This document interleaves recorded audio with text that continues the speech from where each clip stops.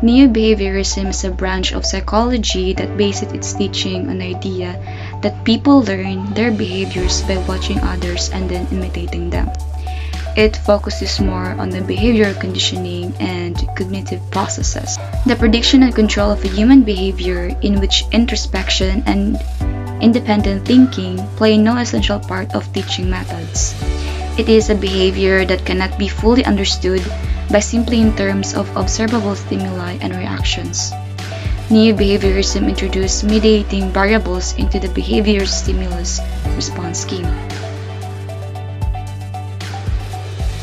Edward Chase Tolman is an American psychologist who developed the theory of purposive behaviorism, reviewed classic behaviorism, and the use Mays in developing these theories.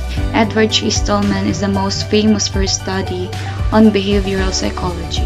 A pioneering researcher within the field of learning theory and motivation, Tolman is best known for introducing the purposive behaviorism, his own brand of behaviors inquiry which emphasized the role of cognition within the learning process.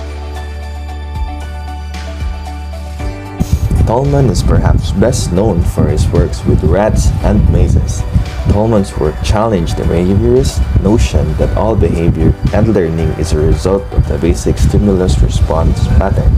In a classic experiment, rats practiced a maze for several days, then the familiar path they normally took was blocked.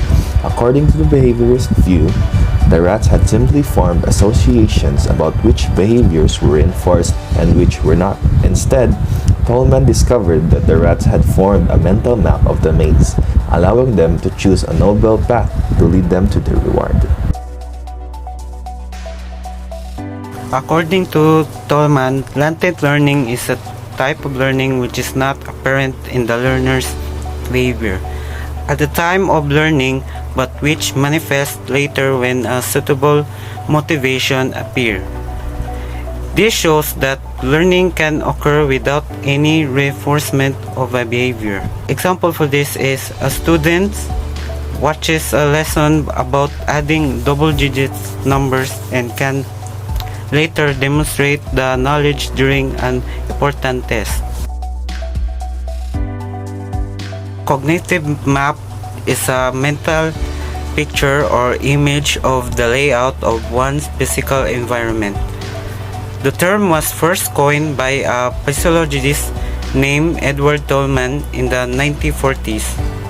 Cognitive maps can help us navigate unfamiliar territory, give directions, and learn or recall information. When we recall recognition maps, we often information that is irrelevant to the task at hand. This means that they can differ from the actual environment we are mapping. Example for this is Jiho has taken in multiple signals and cues from her environment, which allowed her to create a cognitive map of routes to her house.